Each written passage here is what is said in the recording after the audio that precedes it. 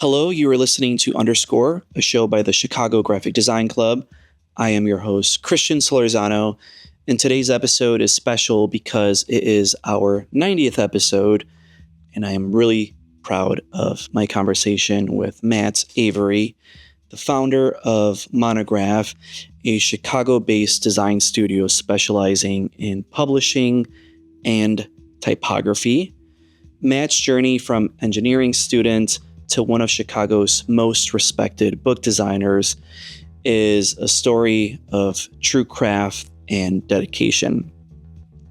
After 14 years as a designer at the University of Chicago Press, where he worked on the design of the Chicago Manual of Style, the 17th edition, Matt founded Monograph in 2018 as a way to pursue an independent practice. And in our conversation, we explore his evolution from someone that was fascinated by the experimental attitude and nature of publications like Emigre to a designer who's found his rhythm with a refined palette of trusted typefaces. Matt shares insights into the intricate world of book design, from cast-offs and typography decisions to the subjective nature of cover design and client feedback.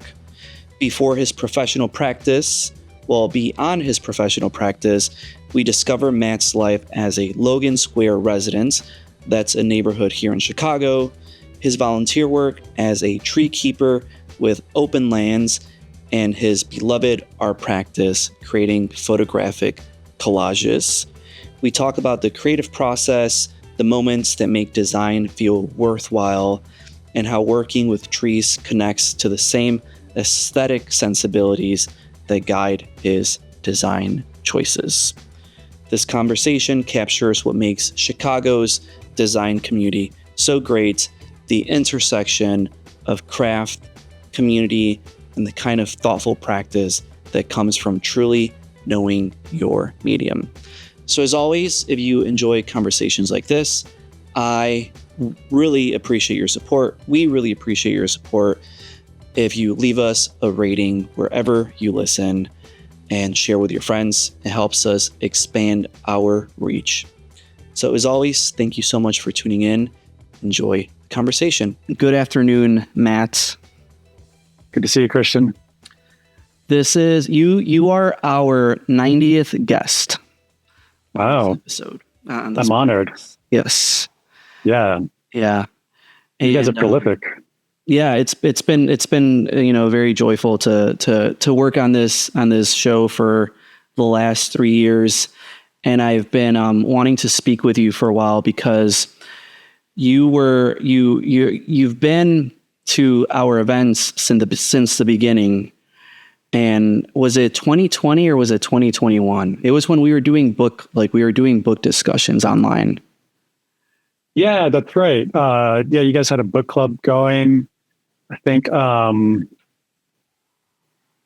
was the one? There was one about capitalism. Caps Lock. Caps Lock. Thank you. Yeah. That was great that you guys did that. And then, Jackson did a talk downtown at Printers Row. Mm-hmm. Yeah, I went to that. Really great talk on Chicago printing history. Yeah. You guys do an amazing amount of stuff. I think people appreciate it, but it's hard to appreciate just how much work it is unless you do it, unless you've done it. But, yeah. But it's really fun. And I selfishly, to me, having conversations like this are a informal way for me to get an education. So I feel like it's just my graduate program is meeting with all these amazingly talented people and getting a chance to just hear what they have to say. So yeah, that's awesome. So I have 90 credit hours right now. Yeah. That's like a master's degree, I think. Yeah, maybe a couple. Yeah. So anyway, thank you so much for being on today's show. And also thank you for the wonderful talk that you gave or like a few weeks ago at Public Works Gallery on behalf of our Cold Style series. And this was Cold Style 3. We did our first one back in February. We did one over the summer, and then you were one of the speakers for August.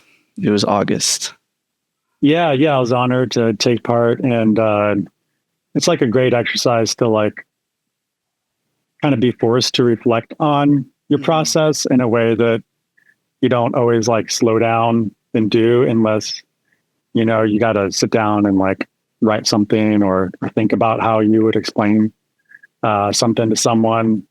And so I always learn when I, you know, have like the chance to do something like that. Yeah. And it was great to meet the other speakers. Like their work and presentations were like really great. Yeah, I agree. So you founded Monograph Studio in 2018. So it'll be 10 years in 3 years. Well, do you remember what month you founded Monograph? Yeah, it's funny. It was like right at the beginning of a year, like a calendar year. So there was like, otherwise I would never remember. But yeah, there's kind of like a nice, neat like break there. I, you know, left my job, and then it was kind of like, you know, end of the year holidays, went away, came back, and came home, and I was like, okay, here, you know, here we go. So kind of a nice, neat and tidy start to things, I guess. Yeah, it's been, I feel like I should have maybe marked some like milestones, like 5 years or 7 years, like taking like a 1-day retreat or something. I don't know, but I don't know. 8 years is coming up, but that doesn't like really have a ring to it. Yeah. So I think you're right. I think 10 years is the one to, yeah, keep my eye on. Maybe I can plan something special for myself. So. And your studio primarily focuses on publishing. So a lot of typography forward projects, book design, layout, etc. And before that, you worked at the University of Chicago. You were the principal designer for over 14 years. That's right. Yeah. You left there in December of 2017, and then Monograph started in January of 2018. Yeah. So what was the turning point for wanting to step away from a 15-year-old relationship with an institution? Yeah. You know, it was just something that I'd been thinking about for a little while. Just what would it be like to work on my own? You know, what would be the new opportunities, challenges to take on? And so it was just a way to like advance professionally. I guess there wasn't, you know, it's like, you know, they have a nice, good sized department of designers for like, you know, a small to medium sized publisher, but there's still so many, you know, people, you know, have long careers there. So there's not necessarily an opportunity every year to like get a promotion or take on new responsibilities. So, you know, I had been promoted to principal designer like a few years ago. So that kind of gave me more like chance to grow there. But then it was, it felt like maybe the next logical step for me to grow professionally, even personally. And like one limiting factor had just been kind of like practical personal circumstances. You know, my wife had like worked part-time and helped raise the kids. And then she had gone back to work full-time once they were like a little bit older and school full-time. So it was kind of a little bit of like trading off. It's like, okay, well, you know, we had like, she had been in her job for years. It felt secure. It's like, okay, I can kind of take this, you know, it feels more risky when you have kids. So I can, you know, take this little step and try working on my own. And yeah, just, I felt like things just kind of like aligned. It was going to be right around the time I was finishing up a really big project at the press. One of the things University of Chicago Press is known for is the Chicago Manual Style, which for book publishing is kind of it's like the Bible, right? Yeah, it's kind of the Bible for book publishing. So it's really known for that. And, to get to work on an edition of that is a nice honor. And so I had the chance to do that. And that was kind of a multi-year thing. And so then when that was, I wouldn't have wanted to like leave midstream in that. I mean, they would have been fine without me, but it was nice to, see it through, and like that came to an end. And it was just a good time in my life to kind of, hang my shingle, as I say. So, that's, I guess those were kind of the things that came together. Yeah. So how'd you get into design? I feel like the route of doing book design is such a very specific route and path. So what was your introduction into doing a lot of the work that you do today?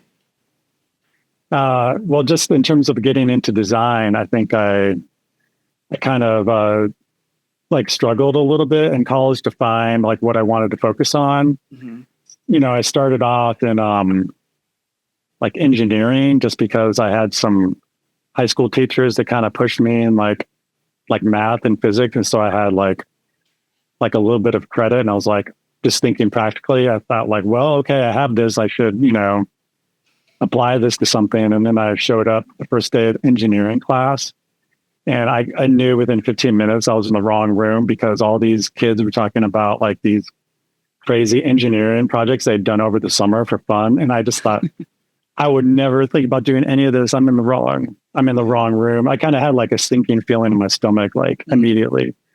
And then ended up like switching schools, taking some time off. Like initially I switched to psychology because I thought psychology feels like the opposite of engineering. And psychology is really interesting as an academic pursuit, but that didn't really stick either. I think, kind of in between, like getting back into like a full-time college, I took some community college classes, and there was an art class, and I kind of, I think I kind of had like rediscovered like my, when I was much younger, like before high school, I did enjoy drawing. I was kind of known as like the class artist, even, I wasn't like good, but I was like the kid that would enjoy drawing, and people would, and then it kind of fell away. I didn't really have like an art class in high school, and I wasn't like good at sports, but I was really into it, like that was what I enjoyed doing in high school more. And so I kind of ended up coming back around to it a little bit, trying to make zines with a friend, making really bad like poetry, like coffee shop poetry and art, and hawking it on the street. And then I guess I knew graphic design was a thing because of somebody like my parents knew that had a design studio. Okay. And so I think I visited and saw what they did.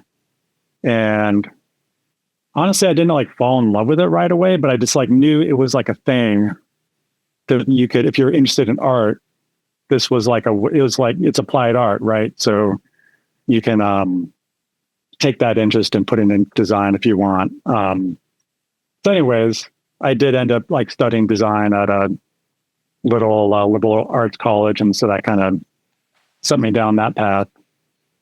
And then as far as book design, initially I thought I might want to work at a magazine. Like that's what kind of stimulated me. Like while I was in school, this is kind of, it was fun that like Barry was at the Cold Style talk, because when I was in college, like Emigre like loomed so large in my, like as an inspiration. I mean, it was already kind of past their like heyday. Their magazine was kind of more wasn't like as visually adventurous as it had been at one time, but it was still this like forum for like people that were challenging the status quo and, seemed like rabble rousers and it was all very appealing to, a young person in college. So like, I thought, yeah, magazines seemed like an exciting venue to work in design kind of more freely and expressively. But I ended up, so then after college, wanted to move to a city, had friends in Chicago. So I moved to Chicago, and it's not like the hotbed of publishing, like the center of it is kind of like in New York. And for magazines, I seem to be finding like trading magazines and things like that I tried to get jobs at. And, I know there were other publications, but I just ended up landing a job at like a very small book publisher. And it just kind of clicked for me. Like I started educating myself more about book design, and I found, I think I'm really well suited to this, whatever gifts I have in design seem to be like, book design seems to be like a good fit for that. I just really fell in love with the, one thing special about book design is it has such a long history that predates like graphic design as we know it. So you can, see yourself in this like really, even though you're just like a dot on the spectrum, you're like in this thing that has this like super long history that you can that goes back centuries. So fell in love with book typography, like the really kind of small like micro typography things that you can really pour yourself into, like attending with book design. And yeah, that just gave me my start. And then I felt like it clicked and I wanted to stay doing that. I remember people advising me, not to specialize, not to get like typecast as a, like a book designer, to be more generalist. And I just remember thinking like, that's like all I want to do. I don't care about, not that I don't appreciate other things, but as far as what I want to do, that's just what I, was so happy to focus on. And yeah, and then University of Chicago Press I was aware of their work and admired what I saw coming out from there. So I thought, if I stayed in Chicago, like that would be my dream job. And again, kind of like this good fortune, I guess. There was like an opening when I had, just enough experience to kind of get my foot in the door. And it is the kind of place that you could stay at for a long time and be happy, because it's like, I have like such dear friends there. Like my mentor is still there. So I still think it's like a great place to work. And it's like, it just would have been a different path, like staying there, continuing to work there, like, and being happy, but it's like something that like, there's like an alternate reality where that's the case. But, I just kind of had this itch to try working on my own. So yeah, I felt like I owed it to myself to at least give it a shot at some point. Yeah. And through a lot of the work that you're doing today and, being a book designer for sure, such a long time, I'm curious to understand if there is any innovations or if your way of working has evolved, let's say just over the last 10 years. Is there, reading, I feel like hasn't changed much, but I'm curious to know, just what are your observations happening right now in the industry of books? Because I know that like whenever I read any statistics about reading, it seems like reading is kind of at a decline. But I still keep seeing books. I mean, I get so stressed out because there's just always more books that I feel like I need to buy, and there's more books that are coming out all the time, and I can't possibly read them all. So it seems like there's a thriving market within, like, specifically like graphic design books. But I'm curious, from your point of view, what's your overall sentiments around publishing and books in the year 2025? Yeah, it's like, on the one hand, things are sort of like amazingly unchanged, with the book. I mean, people have been predicting, all kinds of big changes for publishing for a long time. Like, there was a point where people thought like CD-ROMs were going to like replace books, which is funny to think about now, or it would be like a big part of publishing. But of course, it's just like one of those little blips on technology that was like subsumed by bigger things. And I mean, things have I don't know, things have changed, but they're still the same. I mean, ebooks are definitely like a big thing with publishing, but they haven't like taken away the printed book. They kind of like coexist. The way books are kind of sold and discovered has changed. But even that feels like more like, it affects our work, but it's sort of like a secondary or tertiary consideration. It doesn't like, like the book itself is still kind of, sort of doesn't care if it's like being marketed on TikTok or, through things. But, I think like, as far as people always wonder, like, is there something that's going to come along that really changes reading, that takes people away from print reading? And like, who can predict the future, right? At some point I realized, like, whatever that thing is, it doesn't exist now. It's going to, like, we don't see it coming. Someone is either going to invent it in 5 years, or maybe they're inventing it right now and it just hasn't been rolled out. So it's not that I don't think nothing will ever replace print, but we haven't encountered it yet. So I'm happy to kind of go down with the ship with print at this point. Just happy to keep working on them as long as I can. But I had another thought. I mean, as far as, I guess as far as like my work has changed. Yes and no. I remember when I was younger, I would get really excited about trying out like new typefaces all the time. And that was, and, I still love seeing and using new type, but maybe it's just like middle age, but at this point I kind of have I'm not like in a Massimo Vignelli stage, but I kind of have like my settings that I like, that I feel like I almost can't improve upon. And I kind of want to use those for my default text and,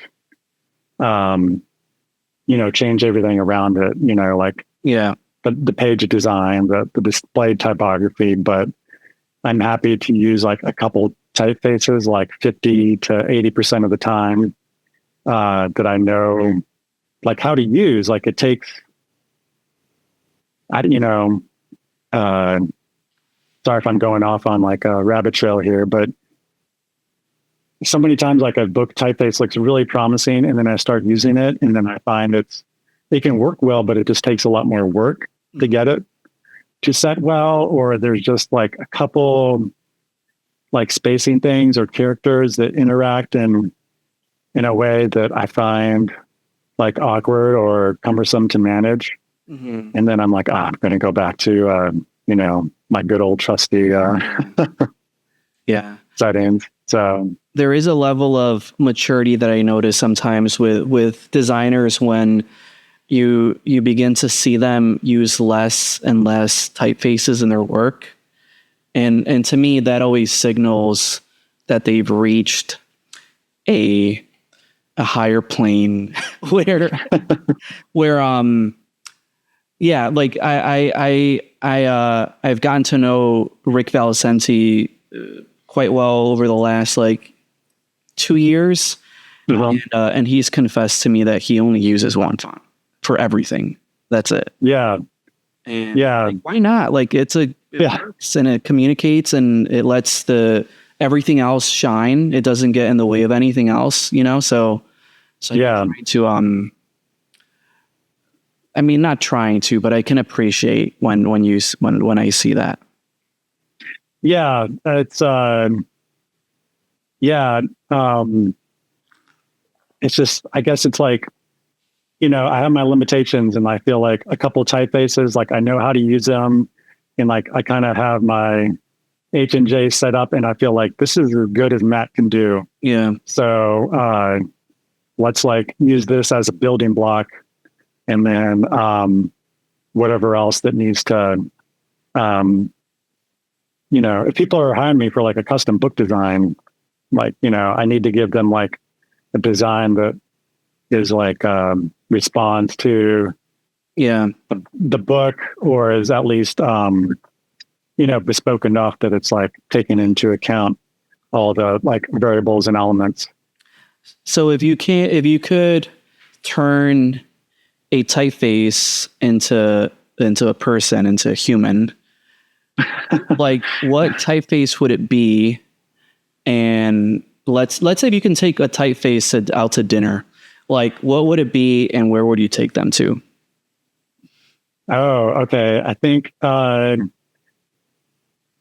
know, one typeface that I really love that I don't have, I know there's like great, apologies to all the amazing type designers out there. There's like not like a kind of a new digital version of it that I really love that I can get to work for me at least, like with my own limitations, let's say. But like Fugne is like, I don't know if I'm pronouncing that right.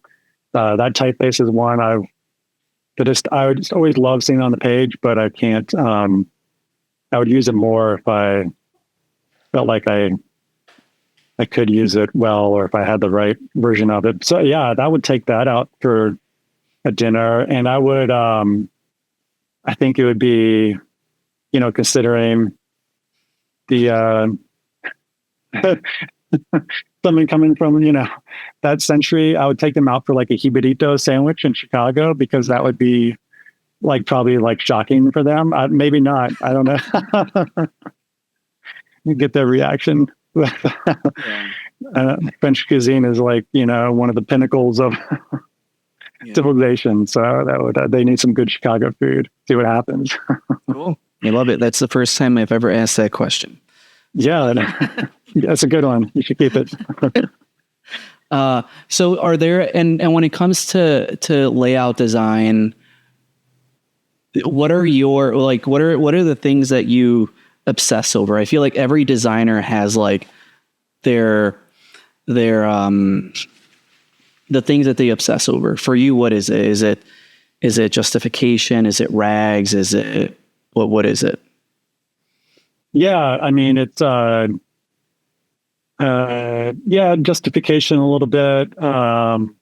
Like I don't get too crazy with rags. I'm not too doctrinaire about that per se, but you know, it needs like some attention.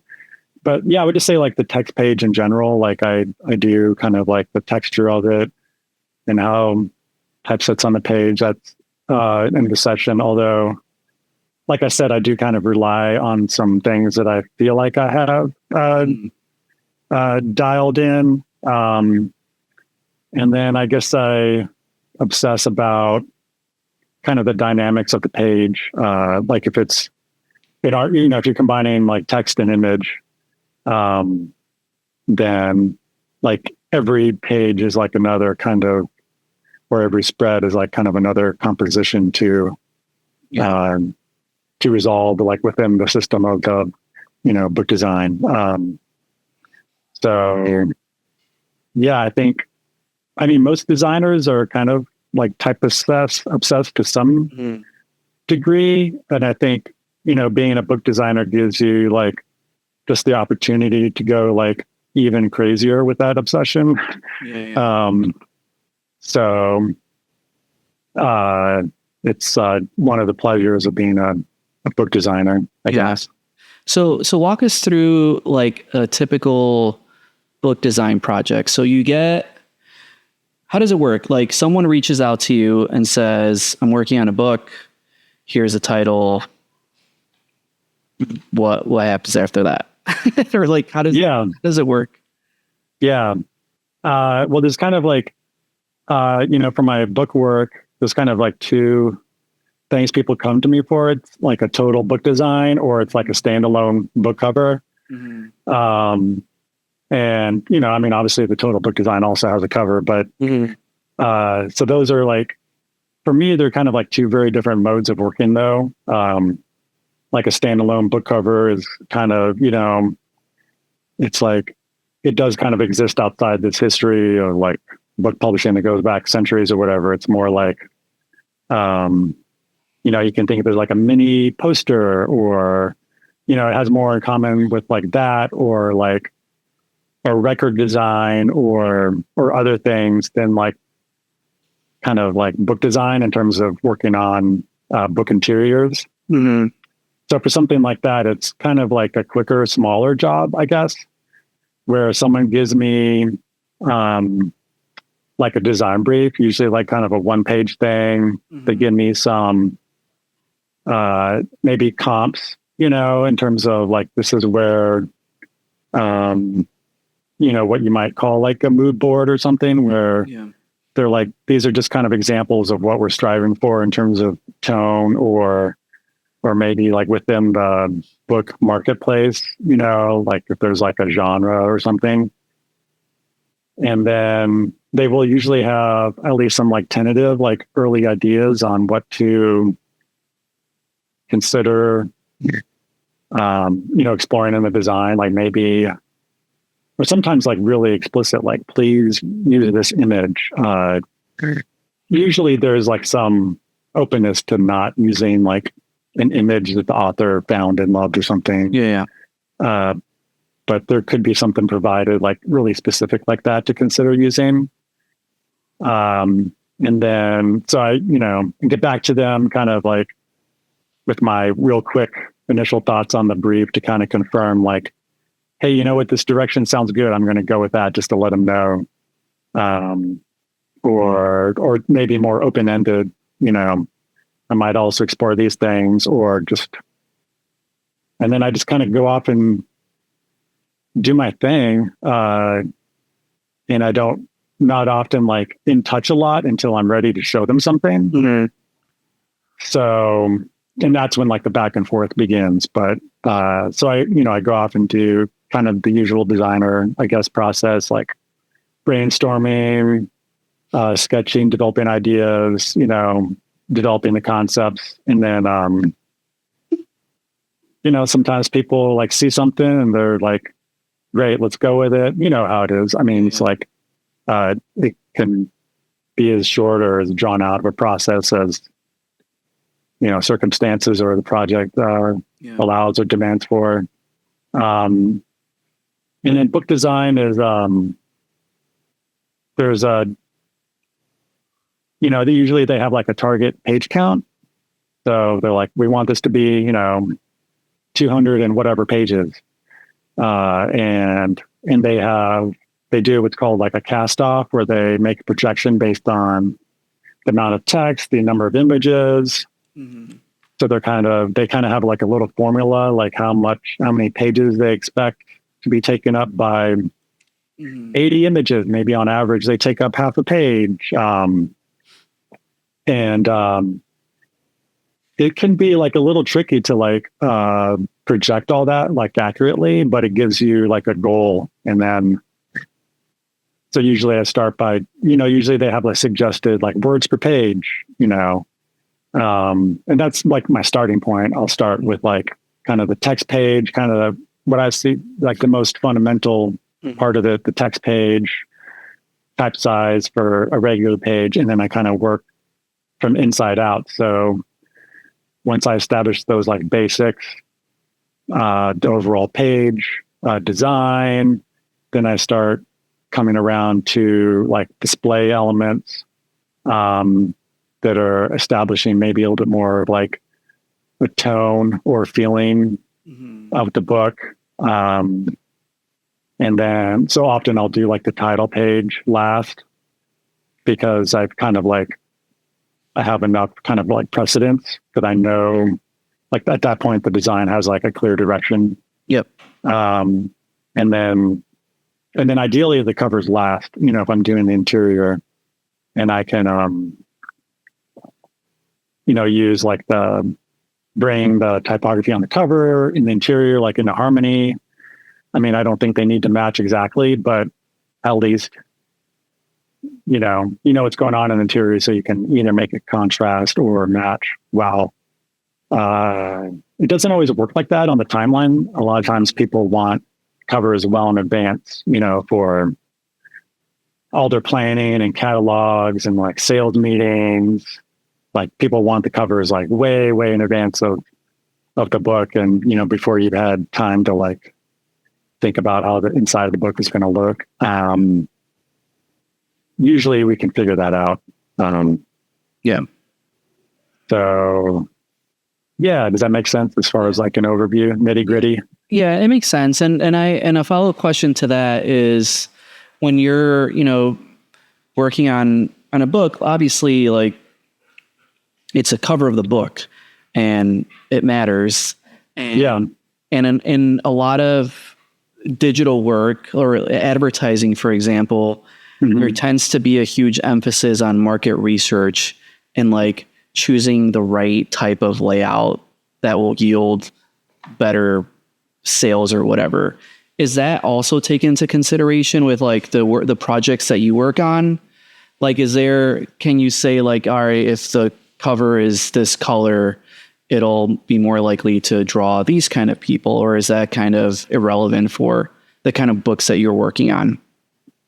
Yeah, no, I mean, it's definitely all of that like enters in. I feel like with publishing, there's less, like, I don't think people do focus groups per se. They talk to sales reps that go into bookstores, and so it's kind of like word of mouth or hearsay. I feel like that kind of, knowledge seeking about how people are going to respond to different book covers. And I feel like there's a lot of rules of thumb and like myths about that just like hang around forever about like what works and what doesn't.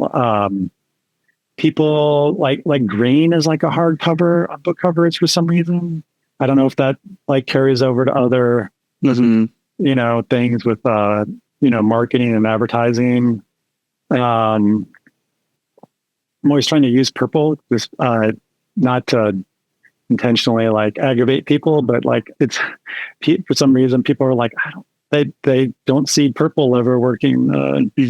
And so, I mean, certainly if you put purple and green together, that's like a weird color combination. It's going to be like maybe the kind of in your face, like maybe in a good way, but, or, people might just think of Barney, but, so, yeah, people want, feel like, oh, like it's great to have like color, colorful image, it's going to get people's eye, or having people like on the cover. People are naturally drawn to pictures of people, I guess. So there's weird, I feel like it's like kind of like based on nothing except like publishing lore, about where like, I don't like, no, has anyone, I really want to say sometimes is like, anyone ever like tested these ideas that we like hold so sacrosanct? And I don't know, maybe people have, and I just don't know, but.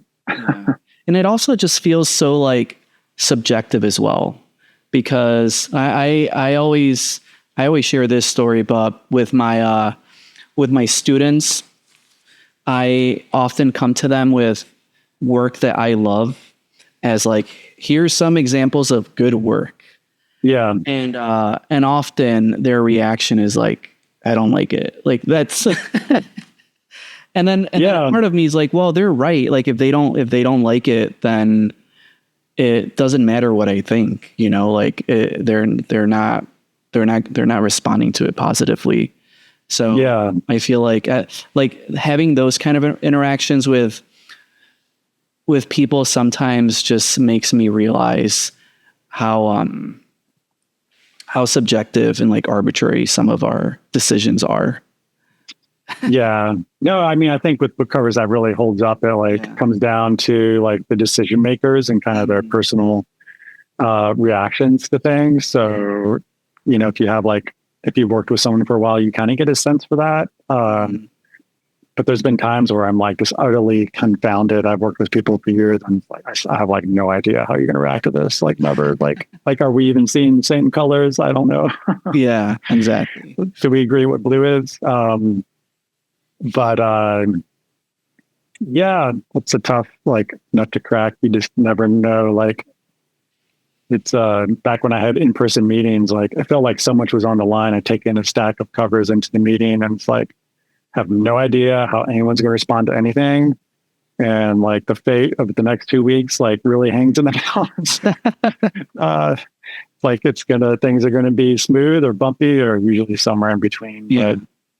And I always had a trouble, like some ideas about like certain genres were like really clear in some of my colleagues' minds and I could just never get it. I would try so hard, like, okay, like I would think like, okay, I've nailed like the big biography look. Like this is exactly what they want. And then they would say, no, categorically, this is so wrong. I'm like, I have no idea like what, and like, they can't tell me, you know, which is, you know, it's not their job to do the design. So it would be helpful if they could, you know, express it. But, you know, one of my favorite covers that I've seen by you on your site is the Cyber Formalism book from 2018. Yeah, it's simple, but it's smart, and it just feels like very strategic. Like it's someone that gets it will get it, you know. Yeah, no, thanks, because that is kind of one of my personal favorites. So always nice that not just you know, in my own little universe resonates with someone else. That's cool. Yeah. Well, a lot of the in I live in Oak Park, and in Oak Park up until I think last year there was a bookstore called A Book Table. It was my favorite bookstore, and looking through your site, a lot of these books I would see there all the time. Oh, really? Okay. So it's nice to be like, oh, I remember that book. Like, I didn't know that, you know, Matt made it. So it's. Oh, yeah. That's awesome. Yeah.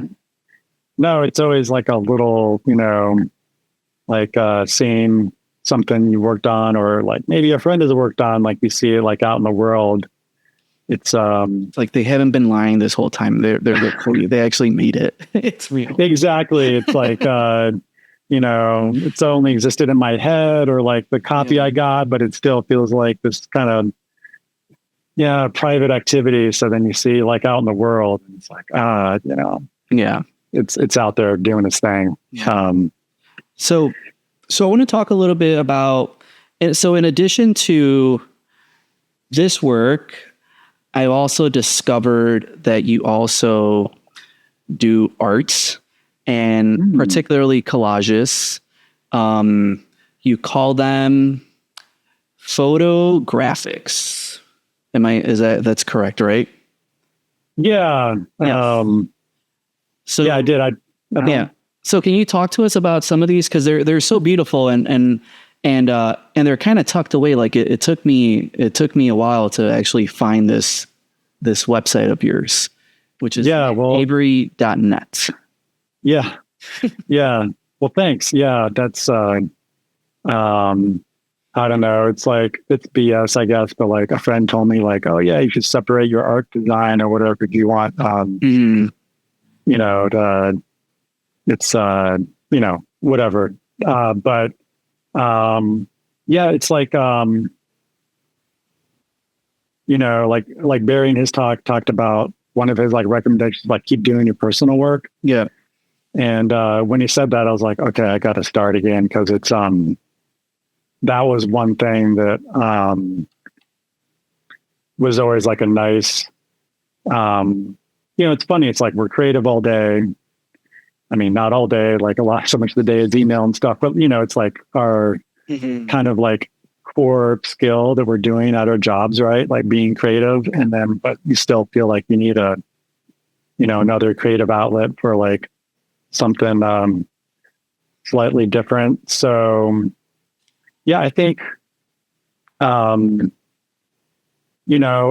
thing that I think when I started, one motivation was, as much as I like working with type, and like I love a book that has no images, like on the interior, just pure text. I think that's, like if you can get like a decent text setting, it's a beautiful book cover, no image, like that's a great type of book.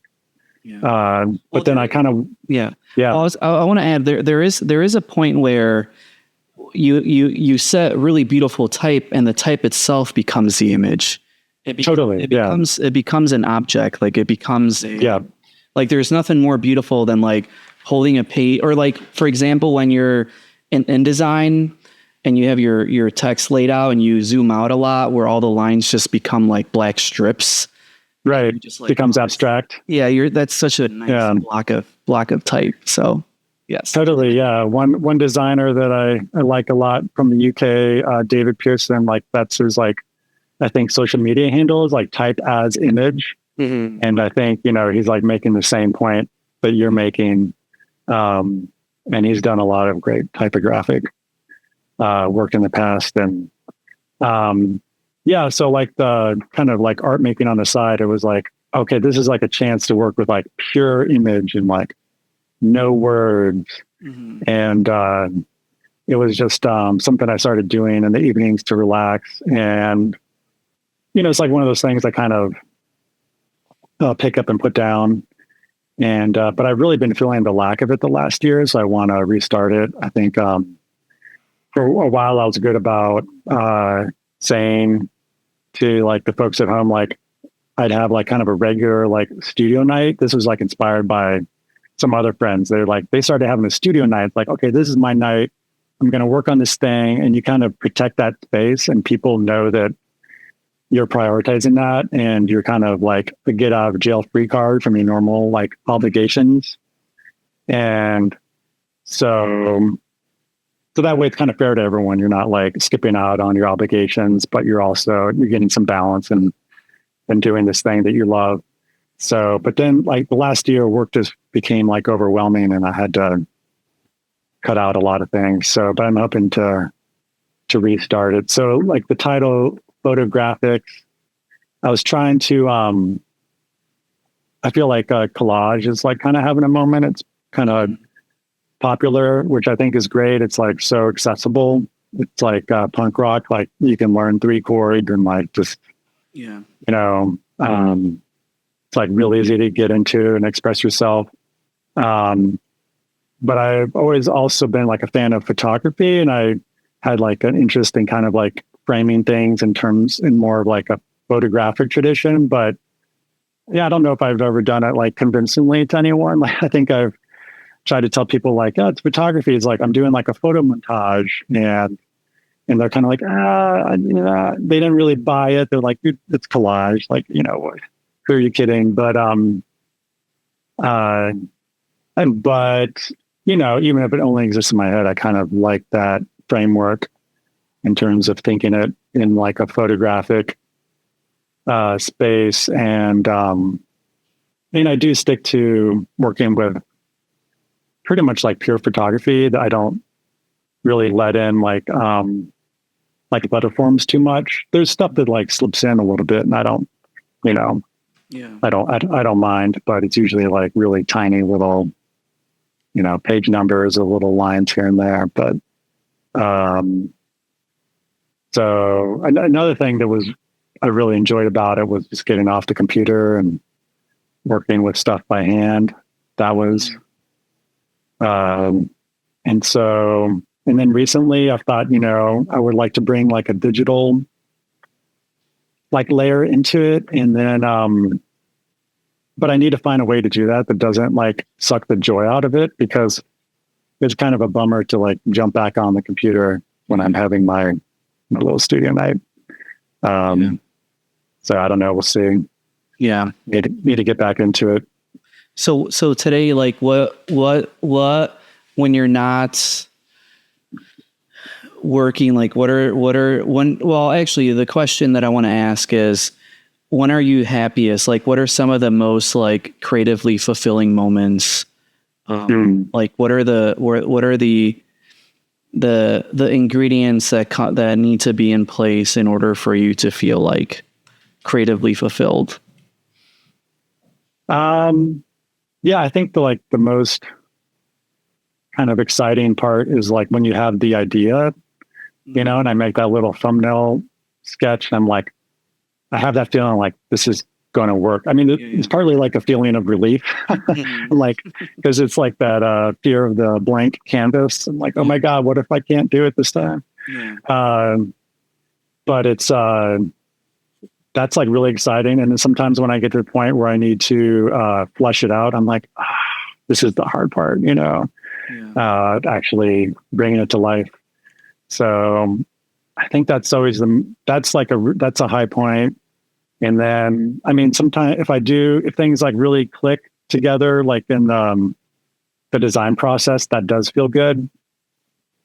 When you see something on your screen or printed out that you feel like, okay, I kind of closed the loop I got from the sketch to like a thing. And if there's something there that kind of gives me that, like, I don't know, we need a word for this, but it's that like little, like hit of endorphins or something. Like, it's like kind of an emotional response for like yes, I kind of like it, at least for a moment. Like maybe I'll change my mind tomorrow, but that is like, I think we're chasing that all the time. Those little moments. It gives you that motivation to like struggle through the dead ends and whatever else is bogging down the work. But I do like to like change the scenery a little bit when I'm in that brainstorming mode, like just going to like a coffee shop or something. I feel like I've stepped away from everything I need to do that day and just let myself like really enjoy that moment as much as possible. So what are your do you have any office essentials? Like what do you surround yourself with? Like right now you're in this beautiful space. I could only see your background, but you have like multiple shelves. You have 4 shelves of just like books. But what's the other part? What's the other side? Like, what are the things that you feel like you wouldn't be able to get work without? You know, like what do you carry with you, or what are those essentials? Good question. I mean, I don't know. I have like, let's see, I have a good answer. I mean, I like write stuff on like paper, like all over the place. So I don't use like fancy pens or anything. I just, but I have to have like a pen and paper around. Just, I mean, this is mundane, but like just for to-do lists, if I do a to-do list on the computer, it just disappears. And it's like, I totally forget about it. I have to have it like, staring at me in the face all the time. I do like to get my ideas down with pen and paper. They're hideous. Like I don't like to show them to people because I haven't kept up the practice of drawing. So it's like a form of note taking. It's like, I do it as quickly as possible. And so it looks like chicken scratch, but it's like, I just trying to get the idea, like before I forget it, like down on the paper. And I don't know. I mean, I have like kind of treasured objects on my desk, I guess, that it's like nice to have around me. So I can show you some of that, I guess. But just for fun, I have these like little collection of rainbow mugs that I would find in like the stores. But the supply kind of dried up. They used to come with flowers, I think, like a bouquet of flowers. It was like a flower company. And then, so I have like 5 or 6 of them. And then, but this is really sweet. My daughter knew that I looked for them, but I was having trouble finding them. So she had like an after school, like clay club. And so she made like a rainbow mug because I couldn't find any more. So this is like my like pen holder by my desk. So yeah, I guess like a lot of people have like little fun objects like that. Okay. So like vessels, you're into vessels of some kind. yeah, things that like I can use, but also have like some like, I guess like emotional quality, comfort objects, I guess. Yeah. I've been a few years ago, I read somewhere, and I should find the source, but it was about how you can learn a lot about a person by going through their trash. and that will like tell you more about that person's values than anything that they could ever say to you. And I wouldn't go to the extreme of like going through a person's trash, but I've been wanting to start a project where I invite designers or just creatives in general to show us what their workspace looks like. Yeah. Like totally like, no, don't clean it up. Like don't put the little plant right there on the corner. Right. Yeah. Yeah, mine is like fairly messy. Yeah. But you know, it's like, right, I keep like the backdrop, sort of picked up because I know there's going to be on a meeting or something. But no, that's true. That's a good like analog, like trash to like actual working conditions before like the photo shoot arrives. First time I'm thinking like, oh my God, what's in my trash right now? Yeah. So given that you work a lot in publishing, what do you read for? What do you indulge in as someone being on the other side? Like when you're not creating the content, when you're not creating the work, what are you consuming? Like what pulls your attention when you're at the bookstore? I mean, definitely, of course, like predictably, like art and photo books. So yeah, at some point, like when I left college, I would buy novels, that I'd read. And it was that kind of thing where I wanted to remember that I read the book and have it on my shelf. And then, I had some friends that kind of got me into like the library club where they would just check out books to read and I kind of converted to that at some point. And now I have,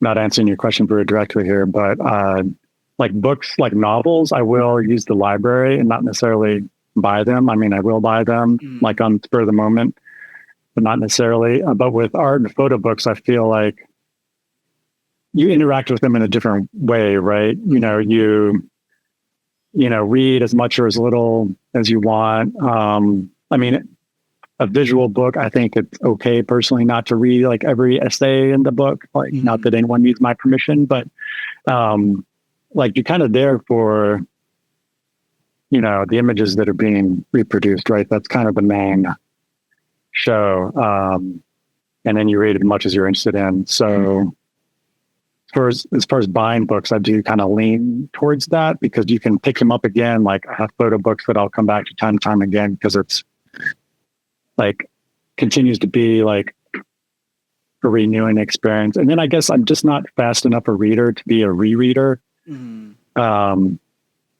I feel like it takes me long enough to get through a book that I want to read a new book every time. Yeah.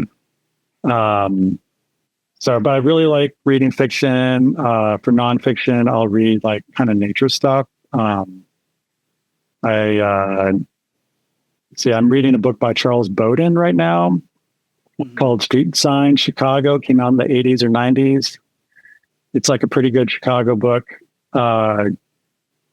He was maybe like underknown, maybe, but I worked on a series of his books a few years ago and really liked his writing. So then when I found that book in a bookstore like a few weeks ago, I picked it up. So I'm reading that. I have an art book called Fragmentary Forms. It's actually about collage. It's kind of a history of collage, like a survey. And I recently listened to a book called Tree Line about like northern forests, like in Canada and Siberia. So, being in nature, reading about nature, that's a great, kind of rejuvenating thing. And that's another thing that I learned about you when you spoke at Cold Style a few weeks ago. In the bio that you sent over, you mentioned that you volunteer with Openlands as a tree keeper. Yeah. What does that mean? Can you explain to us? Yeah. So like along with my art practice, it's kind of been lapsed. I haven't had or found the time to like volunteer, but I did something with them like a year ago, a nice like little project for our community garden. But I kind of miss all my fellow volunteers for sure. But anyway, so it's Openlands is like a conservation group in our region, like not just Chicago, and they do a variety of things. But one thing they have is this TreeKeeper program, and basically it's like you take like 8 classes or something, and then you get certified to do a certain level of like tree volunteer work that you can't usually do just as like a resident of Chicago. Like you can't, I mean, people do it, but like you're not supposed to just go out, start like trimming your neighbor's tree or whatever, like in the parkway. So, but like through Openlands, they give you like training to like plant and prune trees. And then, it's all through them, through their like official events, but then you can, you're trained to do, like tree pruning, for example. That's kind of like a favorite of mine. And you can, it's like just a chance to work with plants and do something do your volunteer thing and be outside. And as you would imagine, lots of like earthy kind of people do it. So they're like nice people to be around. I think the nice thing with tree pruning is like you can appreciate it as like a creative person. I mean, I guess it's not hard to imagine, right? Like creating like a bonsai tree is something that is like kind of a work of art, right? There's like a craft and art to it. And so when you're like trying to work on a tree and doing some pruning work, you still have that kind of, you're still kind of responding to something in a similar way where, so there's different guidelines for pruning a tree. And like one of them is actually to make it look beautiful or to like train it towards its natural form. And the idea is not to do this like at the expense of the tree to force some kind of like outside like idea of beauty onto the tree. But the idea is that beauty is actually like a good kind of guidepost for like achieving like symmetry and balance in the natural structure of the tree so that it's healthy.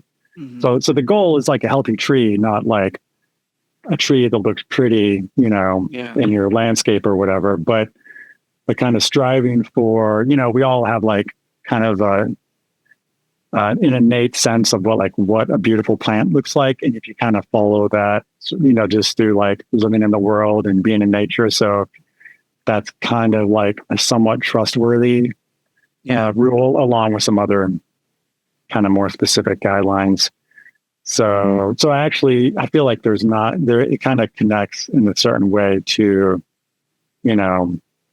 looking at the world as an artist or designer. Who doesn't love trees? I mean, they're, charismatic plants in our landscape. So yeah, the other day on my block, there was one of those big trucks with like the chipper in the back. Yeah. And there was a woman and she was like measuring this tree and I was like, oh man, I hope they don't like cut this tree down because I'm gonna be so pissed off because it was like such a huge tree. But they just had to like trim like apparently like a part of the branch that was potentially gonna fall onto a car or something. But yeah, so they were that's good. Yeah, it's like I know it's alarming when you see them out there and be like, how much of this tree are they taking? Are they just doing a little work on it or Well, you're lucky in Oak Park. The city itself is like a certified arboretum. Yeah. So, which is, I think not like your standard kind of like, I don't think many cities can make that claim. So, do you do any bonsai?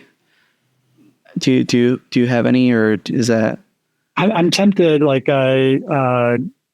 but it's like the kind of thing where like, can I take on one more thing? Like it would, I guess once you kind of got it going, I want it to be like daily work necessarily, maybe just a little watering, but, so I like that we're talking about trees, because I love trees and I'm a bonsai collector. And that's awesome. And there's a really awesome place in Wheaton, Illinois, called BC Bonsai. They have mine was down. They don't have the prettiest website. They actually have like the opposite of a pretty website. Their website is just like HTML, like pure HTML, like. That kind of makes me trust them more, exactly. That they're like trust them more because they it's run by a couple, like a man and a woman, and they're elderly people, and they design and maintain the website. and I'm just like really impressed, because I've like offered to help them in the past, and they're like, no, like it's fine, like people come to us and it's fine. Yeah. And then I told myself, like, who am I to tell these people that are like amazing at what they're doing that like they need me, like they're fine, like I don't need to save them. But yeah, no, I know, not. It's like, yeah, no, I mean, both things are true. Like it's like they sort of don't like need any of us, but but it's like, it's cool that you offered, because yeah, it's like you do, like we all have that impulse where like, oh, I kind of, I would love to like intervene and like kind of help you out here, but no, I got to check them out. Yeah. So I think. And it's when I'm ready, I'm going to take on the bonsai project. And it's not a very time consuming thing. Like really, you get a tree and you water it once a week, and then you prune it once every 3 months. And okay. That's about it. And you just monitor that it's doing well, and that's it. And then if you want to like get into styling, then that's when you learn about wiring and one of the things that I learned this weekend was with the tree, the bottom branches should be giving the impression that they're welcoming you to like hug you. Oh. And the tip of the tree should be like as if it's bowing to you, so that when you're facing the tree, it looks like it's embrace with a bow. And that's like the Japanese, like that's like the Japanese perspective on like the front of a tree, which I thought was pretty cool. That's beautiful. I love it. Yeah. We need like more of that, like just everywhere. Yeah.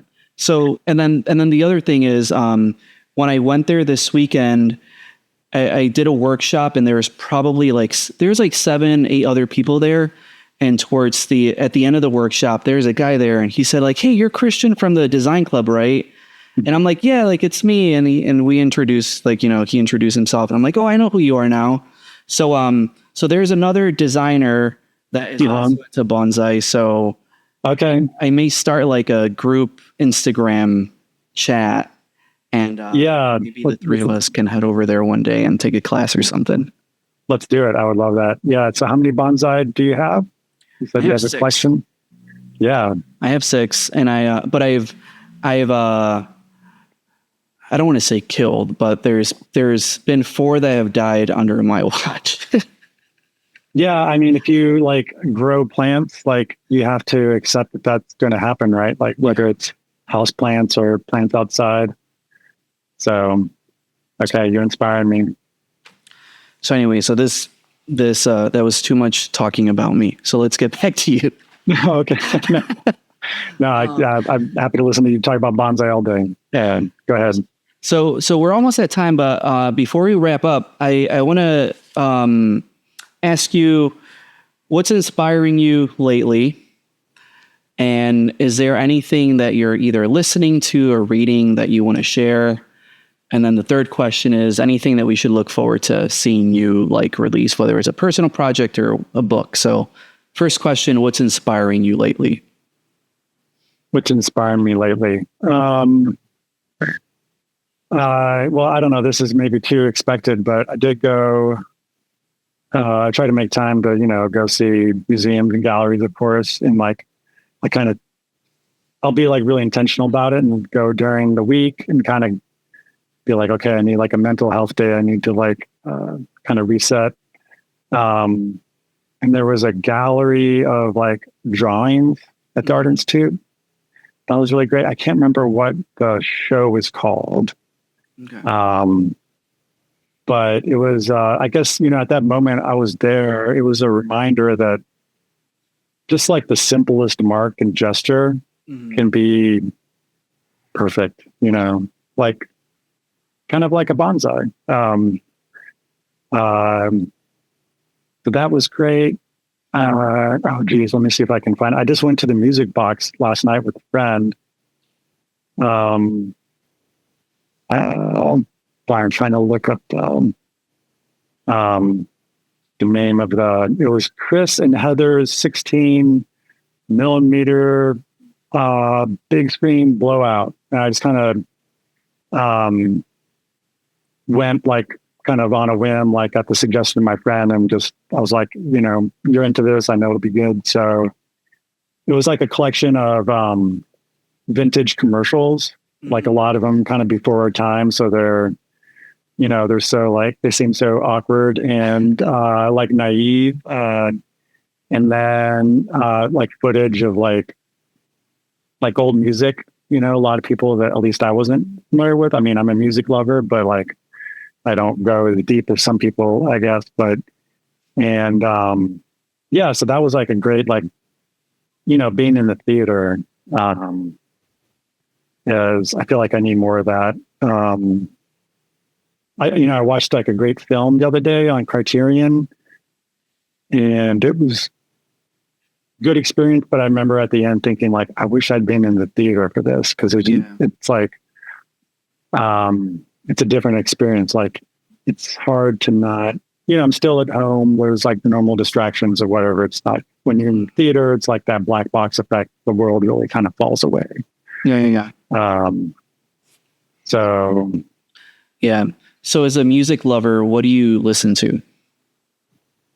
Kind of like what you would expect, like a middle-aged white guy that likes indie rock, kind of, but I'll give you some like favorites, I guess. I really love Eleanor Friedberger. I guess she's like singer-songwriter, but she does like stuff in a rock format too. She was in this band called the Fiery Furnaces with her brother, and they were like amazing. And I mean, she definitely has like, I think like a good following, but I feel like should be bigger than she is. She's just like so freaking good. There's a band called Broncho from Oklahoma. They're kind of, I feel like they're in the same camp, like they should be bigger than they are. But I mean, I do like have like a, more eclectic listening to, I really love like Brazilian music. When I'm listening to that, I feel like when I'm actually listening to it, I always have the feeling like this is really the best music. Why do I even like listen to anything else? Yeah. Yeah, those are some things. Yeah. Are you familiar with Radio Garden, the website? Oh, no. Okay. Is that it's like a Google Maps type of experience where you can browse the globe and pinpoint any part of the world and listen to that radio station that's in that place. Wow. And, that's cool. And Brazilian, or like just any kind of world music, to me, I always tell myself like, this is real music. Like, It has everything. Yeah. Like it has instruments that I've never heard of. Like it's so visceral. It's like just joyful and Yeah. it's like just pure like music. Yeah. No, that sounds like a great way to like break out of the rut, Yeah. I'll have to check that out. Cool. So last question is Chicago. What are some of your Chicago places you like to frequent? Music Box you mentioned. Like, is there anything at any other place that someone could expect to find you at, like when you're not working? Yeah, well, I usually, like most days, I'll go for a run, and I usually go up on the Bloomingdale Trail. It's like a half a mile from my house, so like I can get up there and just like run uninterrupted as far as like traffic. Don't have to worry about cars blowing red lights or what have you. And it's like a really beautiful spot. It's again talking about nature, but it's like I could run up and down the trail like multiple times. I do if I'm doing a long run. Kind of near Palmer Square, which is like a nice park, again, with a lot of trees. I've always lived far from the lake, which I feel like is a pretty much like on the northwest side. And it's just go due east, which is like a traffic nightmare. But I feel like that's the one thing, if I could redo in Chicago, is like I wish I'd spent like a few years like really close to the lakefront. I used to have like a bike commute where I'd be on the lakefront a lot. So I guess I got a pretty good dose during those years. But yeah, the Arboretum is nice. I don't get out there too much because it's a little bit of a haul. Garfield Park Conservatory. I mean, not like exactly a secret, but great to go in the winter when it's like bitter cold out and go into like the tropical room. Yeah. Yeah. Excellent. Well, I just want to say thank you so much for taking the time to speak with us today. And we really need to figure out a time to talk trees. And I would love to see if there's any additional way to do something together again with the Chicago Graphic Design Club. Yeah, that sounds great.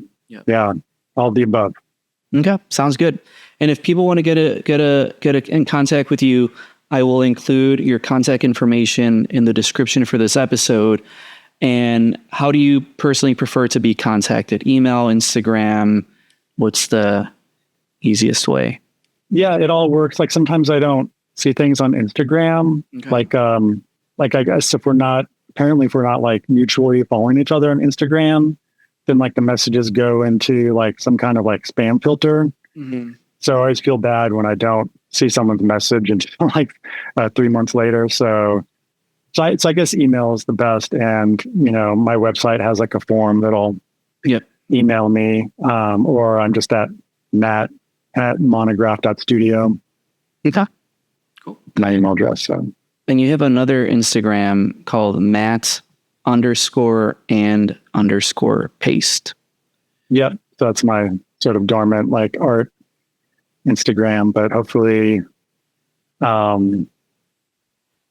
almost made something the other night and then like I worked over it, took me once again, but I got like an idea of like something I can throw together quickly. So hopefully I'll be doing that again soon. So thanks for plugging that. Cool. Awesome, man. Well, thanks again, and we will keep in touch. Sounds good. Until next time. Cool. Thank you so much for sticking around till the end. As mentioned in the beginning, if you enjoyed the show, please leave us a rating wherever you listen. Thank you, and we'll talk to you soon.